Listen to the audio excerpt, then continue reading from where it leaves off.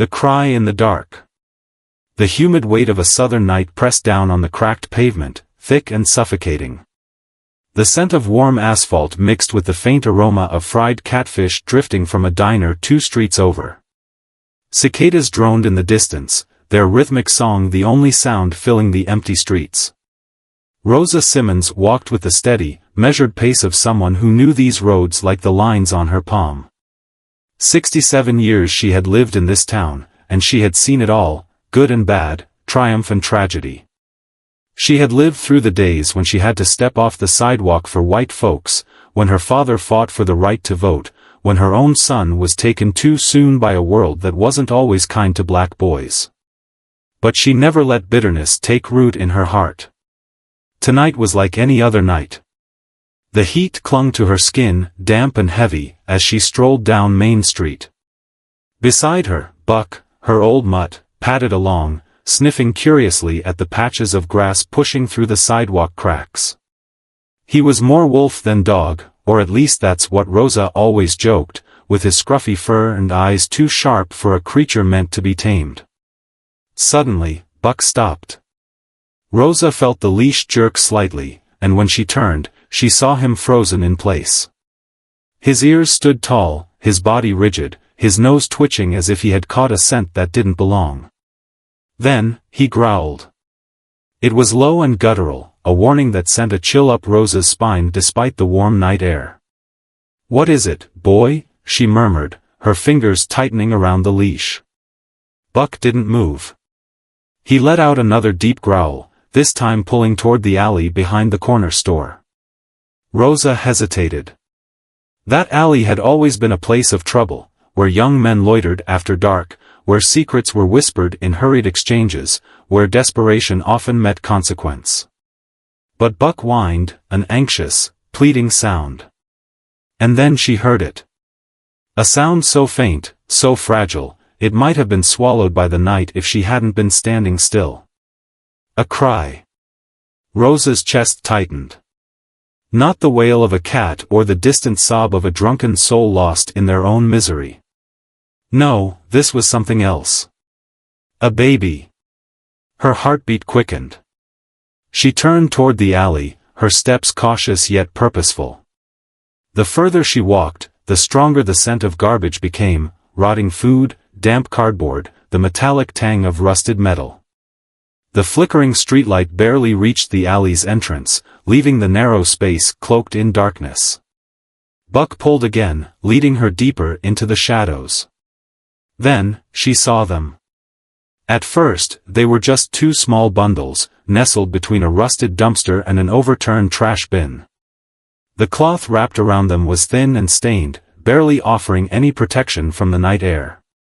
Rosa's breath caught. Her hands trembled as she stepped closer. She could see them now. 2 newborn babies, no older than a few hours. Their tiny faces scrunched in distress, their dark curls damp from birth. One of them whimpered, his frail body shivering in the night air. The other was frighteningly still. Rosa's heart pounded. Oh, dear Lord. She knelt down, her knees pressing into the grimy pavement, but she didn't care. With gentle, trembling hands, she reached for the closest baby. The child's skin was warm but clammy, his breath shallow. She cradled him against her chest, his tiny fingers barely curling against her sleeve. The second twin wasn't moving. Panic surged through her veins. She touched the baby's chest, desperate for any sign of life. Then, a faint rise and fall, shallow, but there. Tears stung Rosa's eyes. Who would do this? What mother could leave her own flesh and blood like this? A surge of emotions roared through her, anger, heartbreak, confusion. But there was no time for questions. These babies needed help. Come on, baby, she whispered, holding the still twin closer, rubbing his tiny arms to warm him. Stay with me. Buck whined beside her, nudging her shoulder as if urging her to move. Rosa knew she had to act fast. Carefully, she adjusted both babies in her arms, cradling them close to her chest. Their weight was almost nothing, as if life itself was barely holding on. She stood, her legs steady despite the rush of emotions overwhelming her. "I got you now," she murmured. "Ain't nobody leaving you behind again." Then, with Buck at her heels, Rosa turned and hurried toward the only place she knew could help. Evelyn Carter's house. And as she walked through the quiet streets, past the houses filled with sleeping families, past the streetlights casting their dim glow, she knew one thing for certain. This night would change everything. And these babies, they weren't just abandoned. They were meant to be found. A fight for life. Rosa's arms burned as she clutched the babies close to her chest, their tiny bodies feather-light yet heavy with the weight of what had just happened. They had been thrown away, discarded like trash, left to die in the darkness of an alley. But not on her watch. Her breath came fast as she quickened her pace down the cracked sidewalk, each step fueled by determination. Buck trotted beside her, his keen eyes darting from shadow to shadow, as if sensing the urgency in the air. The babies were so small, their skin still raw from birth, and the second one, the still one, remained worryingly unresponsive. Rosa muttered a quiet prayer under her breath, pressing her cheek gently against the forehead of the still twin. His skin was ice cold. "Hold on, baby," she whispered. "You hear me? You just hold on." Evelyn Carter's house wasn't far, but tonight, it felt like miles away. Rosa had known Evelyn her whole life. She was the town's nurse for nearly 40 years, the kind of woman who never turned away a soul in need. If anyone could help, it was her. As Rosa turned onto Evelyn Street, she spotted the porch light glowing in the darkness. Relief surged through her veins. She hurried up the steps and banged on the door with her elbow. "Evelyn. Open up, it's me." She could hear movement inside, the shuffle of feet against hardwood, then the sound of locks turning. A second later, the door swung open, revealing Evelyn in a faded housecoat, her gray-streaked hair tied up in a loose bun. Her brows furrowed. "Rosa? What in the—" Then she saw the babies. Oh, dear God. Without hesitation, Evelyn stepped aside, ushering Rosa in. The moment they entered the warm house, the scent of lavender and cinnamon wrapped around them, a stark contrast to the chill of the night outside. Evelyn wasted no time. "Lay them down," she ordered, already moving toward the cabinet where she kept her medical supplies. Rosa carefully placed the babies on the worn couch, unwrapping the stained rags that barely covered them. The more she saw, the angrier she became. Their little ribs pressed against their paper-thin skin. They were too small. Too fragile. Born too soon. Evelyn returned with a stethoscope, a warm towel, and an old shoebox filled with baby essentials she never got rid of, just in case. She knelt beside the twins and placed the stethoscope against the chest of the first baby, the one who had whimpered in the alley. He was weak, but his heart was beating. "This one's a fighter," Evelyn murmured. Then she moved to the second twin, the still one. The room felt unbearably silent as she pressed the stethoscope to his tiny chest. Rosa held her breath. Evelyn's face remained unreadable as she listened, her eyes narrowed in concentration. Then, suddenly, she moved. "Blankets," she barked. "And heat. Now." Rosa didn't question her. She grabbed an old quilt draped over a rocking chair and wrapped it around the twins while Evelyn rushed to the kitchen, returning moments later with 2 hot water bottles. She placed them near the babies, creating a makeshift incubator. Still, the second twin didn't move. Evelyn sighed, rubbing her hands together before gently pressing her fingers against the baby's sternum. "Come on, little one," she whispered. "Don't give up yet." She rubbed his tiny back, her hands firm but careful, trying to coax life back into him. Minutes passed. Rosa's fingers dug into the fabric of her skirt, her heart thudding painfully. She had seen enough death in her life. she couldn't bear to see it now. Then, a sound. A weak, trembling cry. Evelyn and Rosa both exhaled at the same time. "He's breathing," Evelyn said, her voice barely above a whisper. "It's weak, but it's there." Rosa wiped at the tears she didn't even realize had fallen. For the first time that night, she allowed herself to hope. But she wasn't done yet. Her jaw tightened as she looked at Evelyn. "We need to find out who did this." Evelyn glanced at her, then back at the babies. "And what if we do? What if it's someone who don't care?" Rosa's lips pressed into a thin line. "Then we make them care." Evelyn didn't argue. Instead, she reached for the baby formula she had stored away years ago and began preparing a bottle. Buck, who had been sitting silently by the door, suddenly let out a low growl. Rosa turned sharply. "What is it, boy?" The dog stood, his ears twitching, his nose sniffing the air. Then, a sound outside. A scuffle. A hurried step on gravel. Someone was out there. Evelyn's eyes widened. "You expecting someone?" Rosa shook her head. "No." Without another word, she moved toward the door. Buck followed, his body tense, his growl deepening. Rosa's pulse pounded as she peered through the peephole. A shadow moved near the bushes. She felt a cold prickle run down her spine. Slowly, she unlatched the door and stepped onto the porch. The air was thick with humidity, the cicada's song now eerily distant. She could feel someone watching. "Who's there?" she called out. Silence. Then, movement. A figure emerged from the shadows. A girl. She couldn't have been more than 16, her thin frame shaking, her hair wild and tangled. Her eyes, wide, terrified, locked onto Rosa's. And then, before Rosa could say another word, the girl collapsed onto the ground. Rosa's breath caught. Evelyn was already at her side, kneeling beside the girl, pressing 2 fingers to her wrist. "She's burning up," she muttered. "She's weak." Rosa's mind raced. This girl, could she be the mother? Her heart ached at the thought. She didn't know who had abandoned those babies in the alley.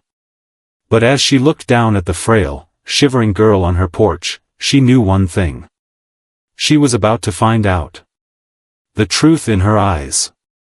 Rosa and Evelyn worked quickly, lifting the frail girl off the porch and bringing her inside. She was barely conscious, her body slack in their arms, her breath shallow. "Get her to the couch," Evelyn directed, her voice firm but laced with concern. Rosa eased the girl down onto the same couch where the twins lay wrapped in blankets. The contrast was stark, 2 newborns, fragile and new to the world, and this girl, barely more than a child herself, looking as if she had been through a storm. Evelyn disappeared into the kitchen, and Rosa gently brushed damp curls away from the girl's clammy forehead. Her skin was burning up with fever, her lips dry and cracked. "Who are you?" Rosa murmured. "And why were you out there?" The girl groaned, her eyelids fluttering, but she didn't wake. Evelyn returned with a damp cloth and placed it against the girl's forehead. "She's dehydrated. Probably hasn't eaten in days." She shook her head. "This poor child's been through something awful." Rosa glanced toward the twins, their tiny chests rising and falling steadily. A lump formed in her throat. "Do you think she's—" She let the unfinished question hang in the air. Evelyn pursed her lips. "I don't know." She sat down beside the girl, reaching for her wrist again to check her pulse. It was weak. Rosa exhaled sharply. "Then we wait." Hours passed. The night stretched on, heavy and silent except for the occasional soft whimper from the babies. Rosa sat in the armchair across from the couch, exhaustion pulling at her bones, but she refused to sleep. She watched the girl. Who was she? Why had she been lurking outside? Had she been watching them? Or had she come back for the twins? The questions tumbled through Rosa's mind, but there were no answers. Then, in the deep quiet of the night, the girl stirred. It was subtle at first, a shift of her fingers, a small twitch of her legs. Then a soft, pained moan slipped past her lips. Rosa sat up straighter. "Evelyn," she called softly. Evelyn was already awake, moving toward the couch with careful steps. The girl's eyes fluttered open, unfocused and glassy. She blinked, taking in the dimly lit room, confusion washing over her face. Then her gaze landed on Rosa, and for a moment, something flickered in those wide, fearful eyes. She bolted upright, panic flooding her features. "Whoa, easy now." Evelyn pressed a gentle but firm hand against the girl's shoulder.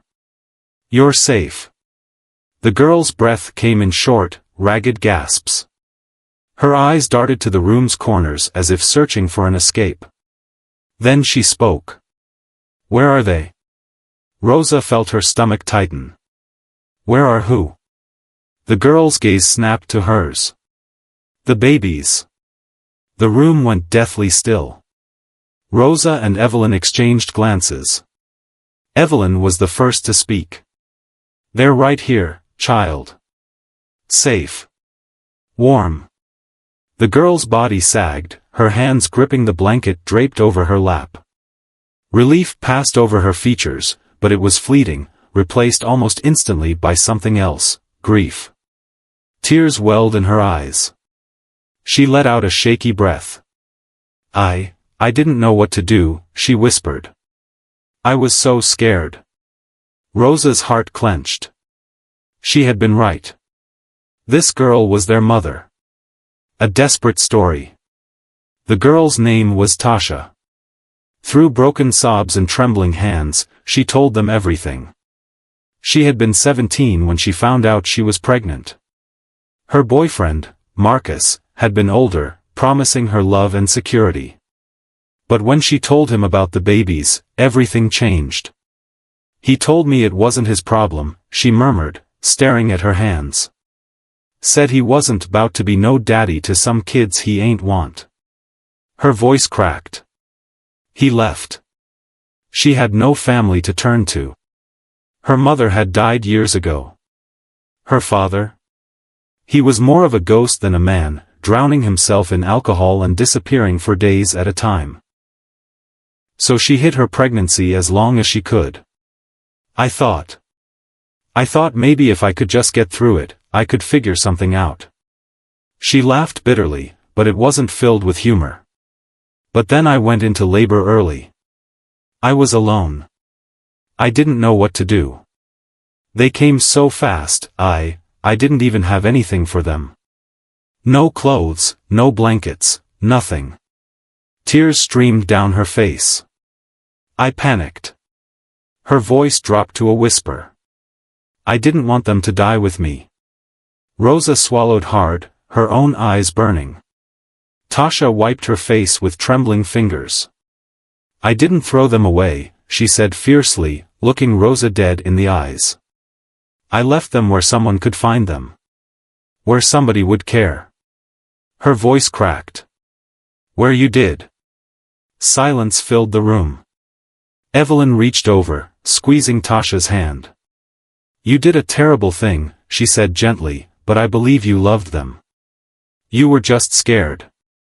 Tasha nodded, her lips pressed tightly together. Rosa studied her carefully. She saw the pain in her eyes. The regret. The love. And she saw something else. Hope. What now? Rosa sighed, rubbing a hand over her face. "All right," she said finally. "The babies are safe. But what about you?" Tasha hesitated. "I don't know." Rosa exhaled sharply. "You can't go back to where you were." Tasha flinched at that, confirming what Rosa already suspected, she had nowhere to go. Evelyn was quiet for a long moment. Then she stood, smoothing out her housecoat. Then she stays here, she said matter-of-factly. Tasha's eyes widened. What? Rosa's brows lifted. Evelyn. No, don't start with me, Rosa Simmons. Evelyn shot her a look. This girl just gave birth alone. She's sick, exhausted, and scared. And those babies? They need their mother. A stronger mother, yes. But a mother nonetheless. Tasha stared at her, hope flickering across her face. But, why would you do this for me, she whispered. Evelyn gave her a small, knowing smile. Because somebody once did it for me.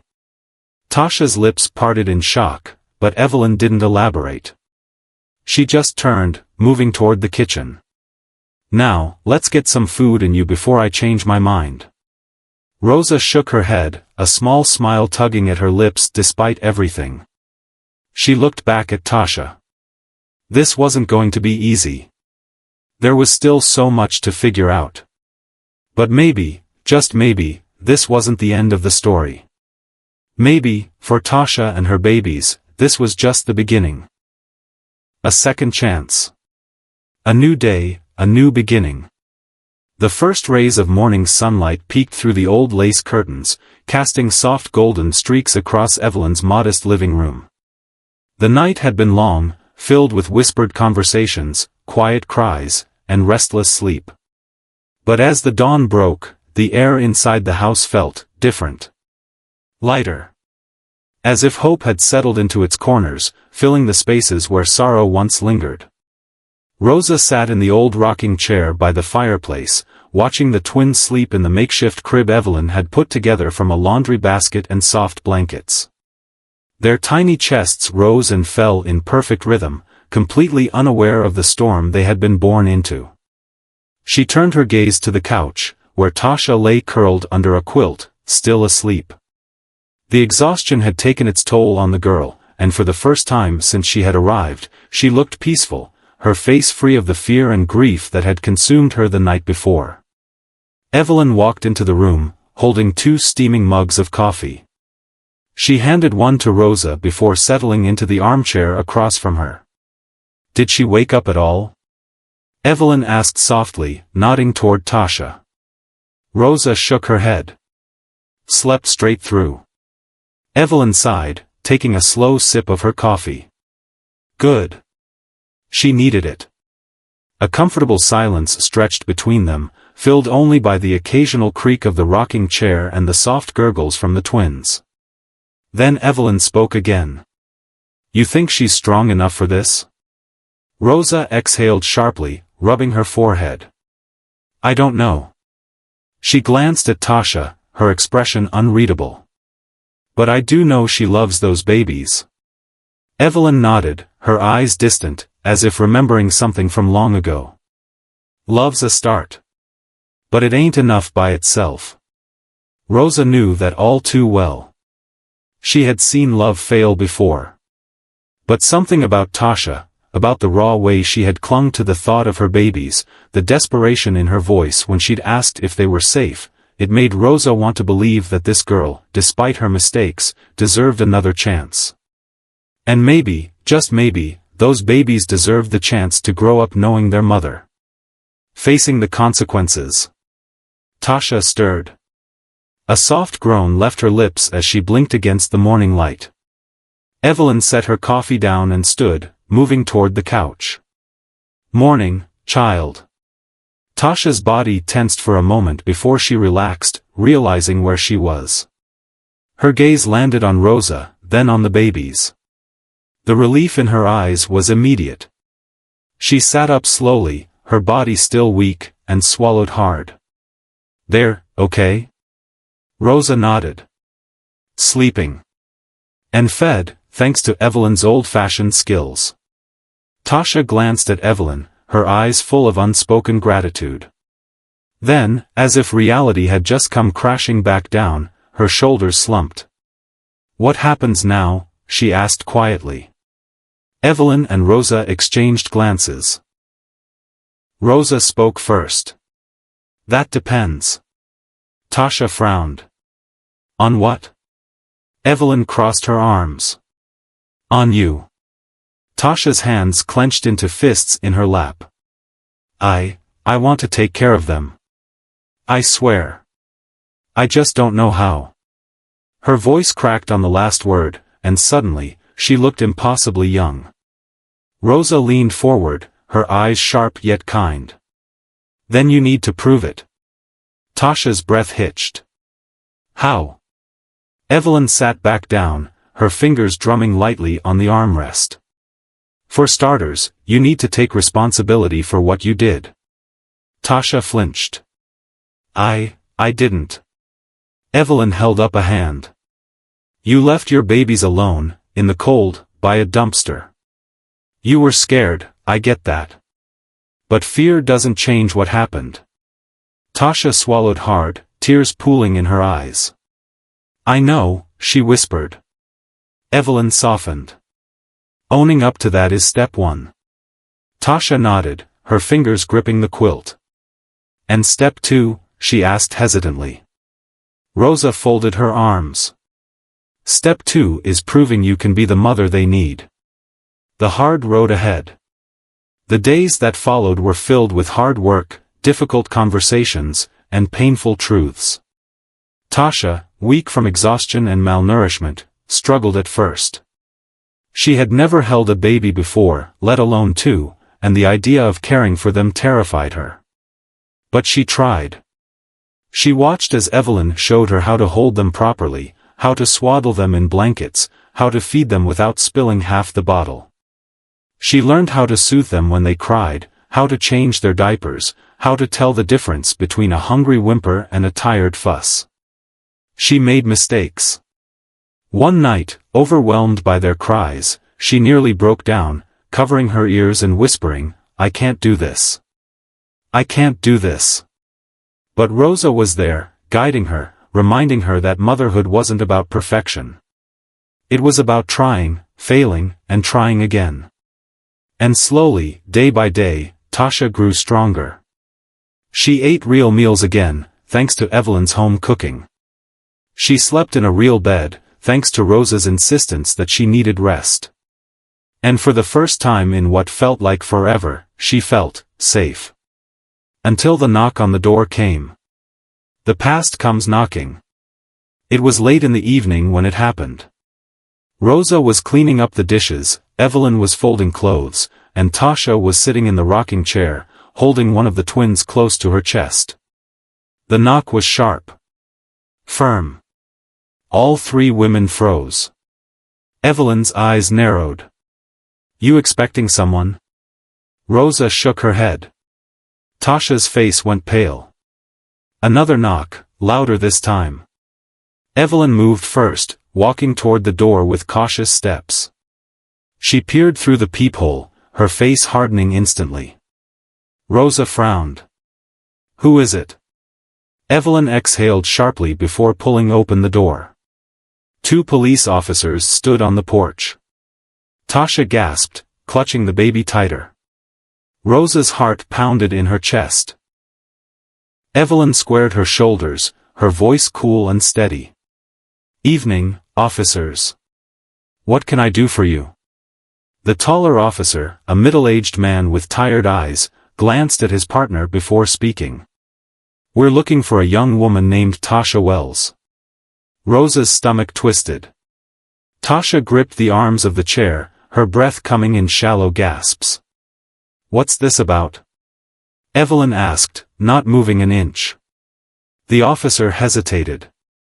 We have reason to believe she abandoned two infants behind a convenience store 3 nights ago. Silence fell over the room like a heavy weight. Tasha squeezed her eyes shut. Rosa stepped forward. And what if she's here? The officer sighed. Then we need to talk to her. And we need to determine the welfare of the babies. Tasha's body shook. Rosa felt a surge of protectiveness rise in her chest. Tasha had made a mistake. A terrible one. But she wasn't the same scared girl who had left those babies behind. She had fought to be better. She had chosen to stay. And Rosa wasn't about to let her face this alone.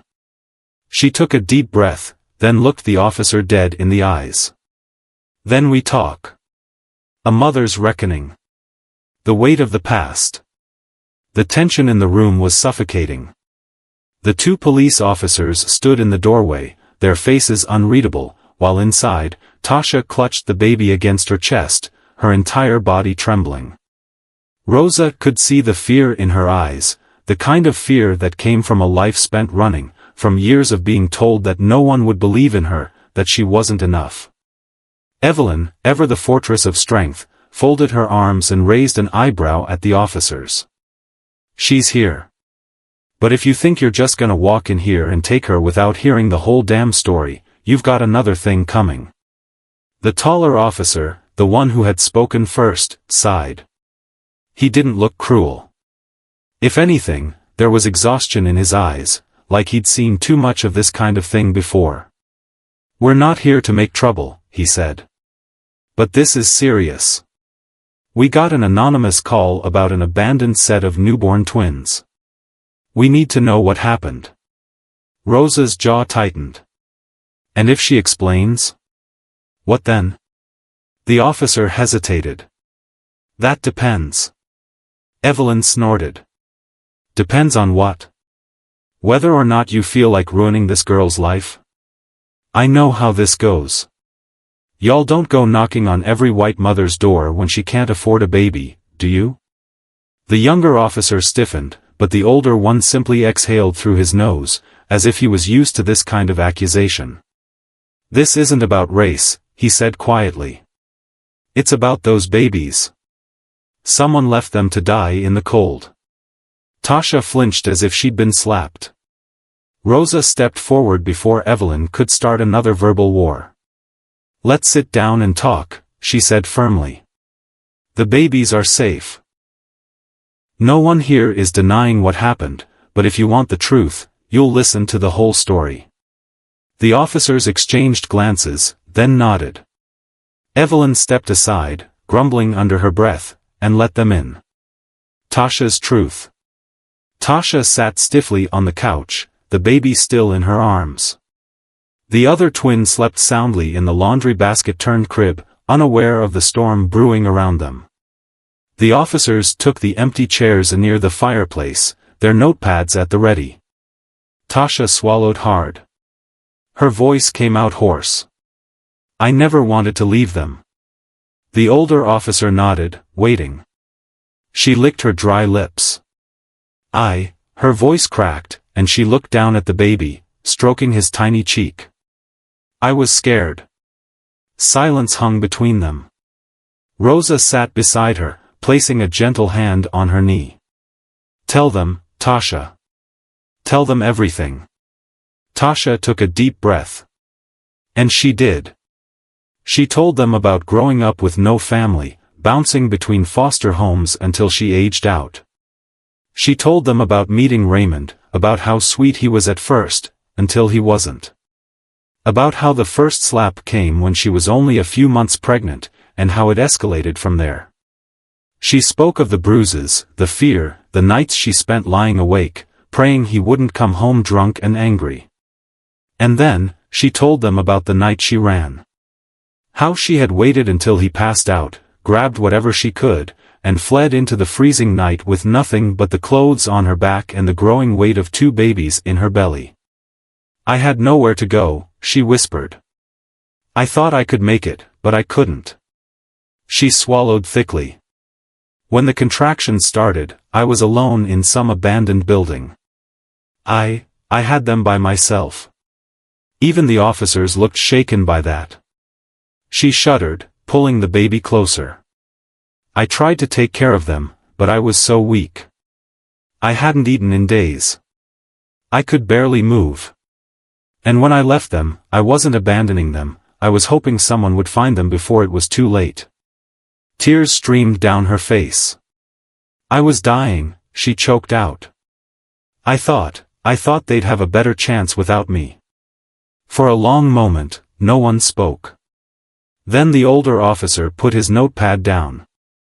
You should have gone to a hospital, he said, but there was no judgment in his voice.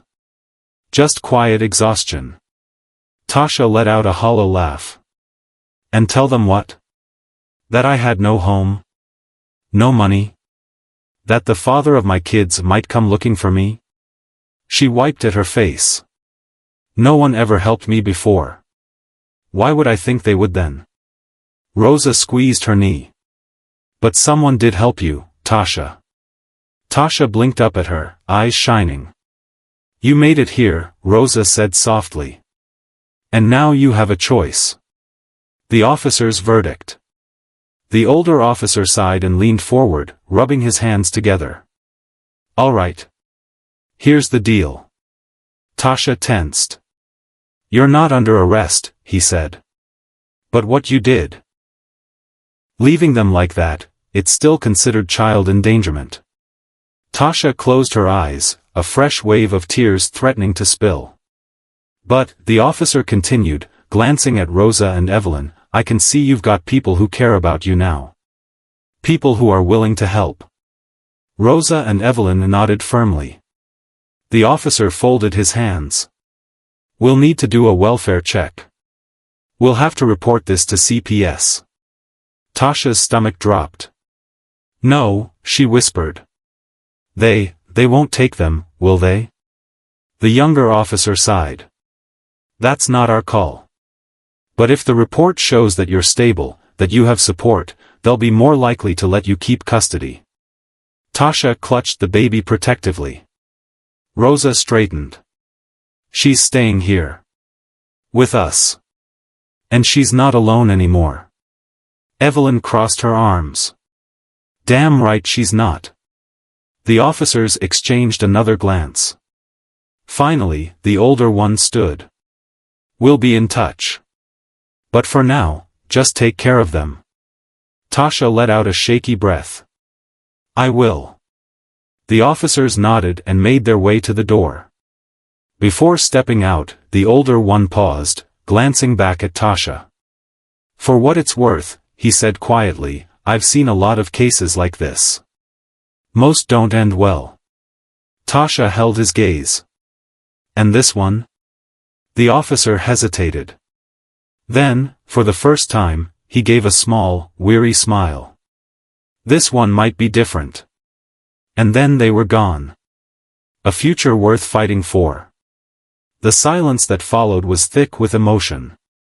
Tasha let out a breath she hadn't realized she was holding. I thought, she swallowed. I thought they were going to take them. Evelyn scoffed. Not on my watch. Rosa chuckled, then reached out and squeezed Tasha's hand. You're not the same girl who left them behind. Tasha sniffled. You think I can do this? Evelyn snorted.